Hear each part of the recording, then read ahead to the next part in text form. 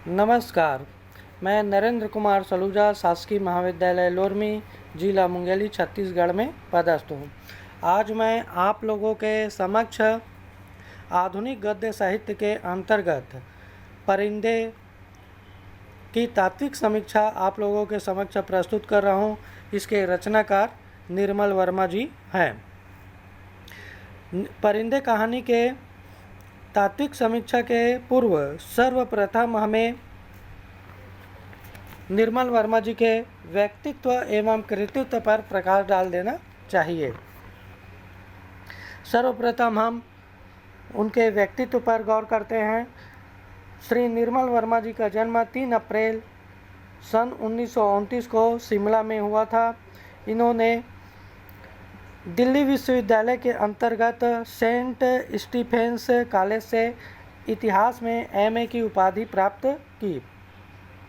Europe प्रवास 1959 में Czechoslovakia के प्राच्य विद्या संस्थान के निमंत्रण पर वे यूरोप चले गए। वहां उन्होंने चेक उपन्यासों तथा कहानियों का हिंदी अनुवाद किया। सन 1870 में वे यूरोप से वापस आए। साहित्य के क्षेत्र में उनके योगदान को देखते हुए उन्हें मूर्ति देवी साहित्य अकादमी तथा साहित्य का सर्वोच्च पुरस्कार ज्ञानपीठ से सम्मानित किया गया था। श्री निर्मल वर्मा जी का देहावसान 25 अक्टूबर सन 2005 को हुआ। अब हम निर्मल वर्मा जी के कृतित्व पर ध्यान देते हैं। हिंदी कहानी में आधुनिकता बोध के पर्याय के रूप में निर्मल वर्मा जी को माना जाता है। कम कहानियाँ लिखकर भी हिंदी कहानियों को नई ऊंचाइयाँ प्रदान करने वालों में निर्मल वर्मा जी का उच्चतम स्थान है।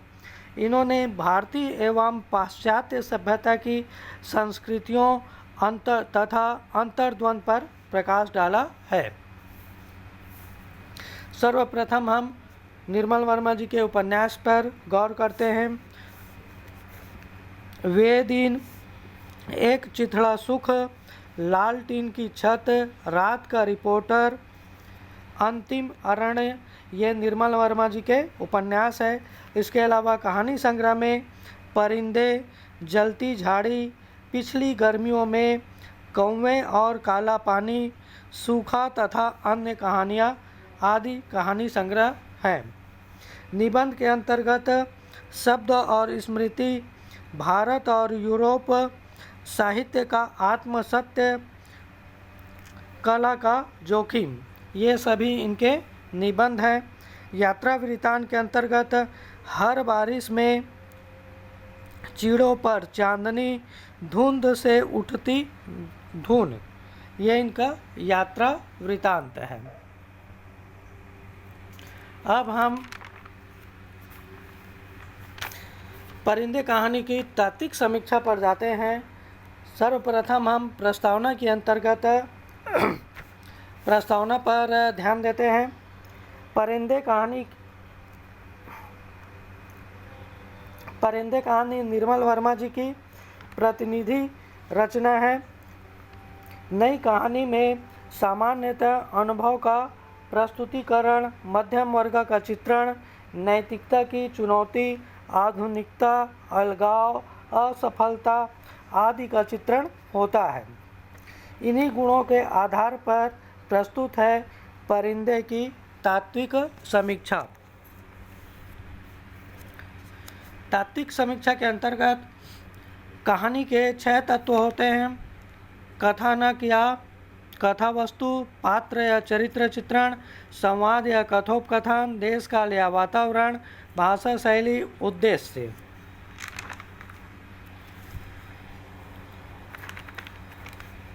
सर्वप्रथम हम कथानक पर ध्यान देते हैं। यह एक प्रतीकात्मक कहानी है। जिस प्रकार प्रवासी पक्षी घूम फिर कर पुनः अपने स्थान पर आ जाते हैं, उसी प्रकार इस कहानी के पात्र अतीत के स्थान पर वर्तमान में जीना तो चाहते हैं, किंतु वे पुनः अतीत की ओर लौट आते हैं। परिंदे एक प्रेम कथा है। यह एक अलग तरह की प्रेम कथा है जिसमें अतीत के प्रेम की तड़प है तो दूसरी ओर उस प्रेम से मुक्ति की चाह। इस कहानी की मुख्य पात्र लतिका है, जो पर्वतीय शहर के आवासीय गर्ल्स कॉन्वेंट स्कूल की वार्डन है, जो बहुत ही सख्त एवं अनुशासन प्रिय है। हिल स्टेशन पर वार्षिक छुट्टियां सामान्यतः ठंड के दिनों में होती हैं। फादर एलमंड के सरमन के बाद सभी छात्राओं को जाना रहता है। लतिका नेगी के आने का इंतज़ार करती है। नेगी, जिससे लतिका का प्रेम रहता है, किंतु उनका प्रेम परवान नहीं चढ़ पाता। नेगी की मृत्यु हो जाती है। तब से लतिका अपने प्रेम के सहारे जीवित है। मिस्टर ह्यूबर्ट को भी लतिका से प्रेम हो जाता है, इसलिए लतिका को वह प्रेम पत्र लिखते हैं, किंतु उन्हें कोई जवाब लतिका नहीं देती। इधर जूली नाम की एक छात्रा को भी मिलिट्री अधिकारी से प्रेम हो जाता है। एक दिन जूली के नाम प्रेम पत्र नीले लिफाफे में आता है और वह पत्र लतिका को मिल जाता है। लतिका जूली को डांटती है, किंतु बाद में वह धीरे से उस पत्र को जूली के तकिए के नीचे रख देती है। इस तरह यह कहानी समाप्त होती है। अब हम कहानी के दूसरे तत्व, पात्र या चरित्र चित्रण पर गौर करेंगे। इस कहानी में लतिका, डॉक्टर मुखर्जी एवं मिस्टर ह्यूबर्ट मुख्य पात्र हैं तथा पादरी Elmond, Julie, Miss Wood, Karimuddin सहायक पात्र हैं। इस कहानी में पात्रों का स्वाभाविक चित्रण हुआ है। पात्रों की संवेदनशीलता, अंतर्द्वंद, अवसाद, निराशा का सफल चित्रण हुआ है। लतिका नेगी के प्रेम में डूबी रहती है। उसे अतीत से मोह है। वह संवेदनशील एवं अनुशासन प्रिय है। वह मिस्टर ह्यूबर्ट के प्रेम पत्र को मिस्टर ह्यूबर्ट के प्रेम पत्र का जवाब नहीं देती, किंतु उसके प्रति सहानुभूति अवश्य रखती है। उसके मन में डॉक्टर मुखर्जी और ह्यूबर्ट के प्रति आत्मीयता का भाव है। डॉक्टर मुखर्जी आधुनिक सभ्यता के प्रतीक, दार्शनिक, व्यवहार कुशल, दूरदर्शी तथा मानव को परिस्थिति के अनुरूप बदलने की प्रेरणा देते हैं। ह्यूबर्ट संगीत के अध्यापक हैं तथा कोमल हृदय के धनी हैं। अपने कोमल हृदय के कारण ही उन्हें लतिका से प्रेम हो जाता है, किंतु लतिका द्वारा जवाब न मिलने पर वह अधीर नहीं होते। गौण पात्रों में जूली का चरित्र ही मुख्य है, जो मिलिट्री अधिकारी से प्रेम करती है।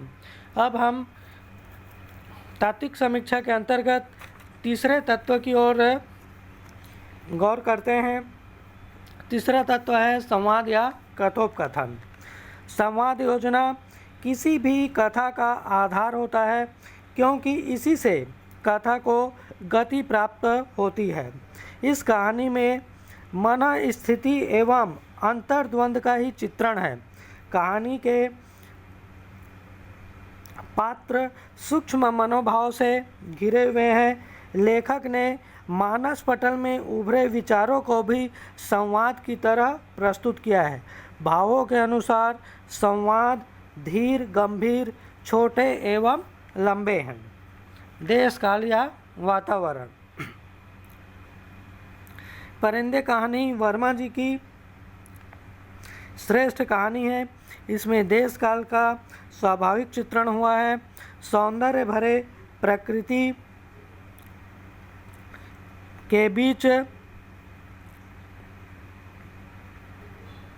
वर्मा जी ने उदास पात्रों की मनोदशा का मर्म स्पर्शी चित्रण किया है।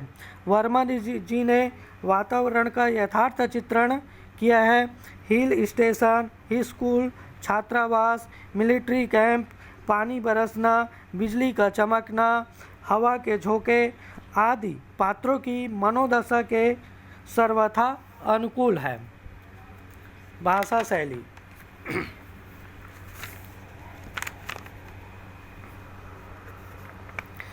परिंदे कहानी की भाषा सरल एवं पात्रों के स्तर के अनुकूल है। लतिका मुखर्जी ह्यूबर्ट सामान्य भाषा का प्रयोग करते हैं। करमुद्दीन की भाषा में उर्दूपन है।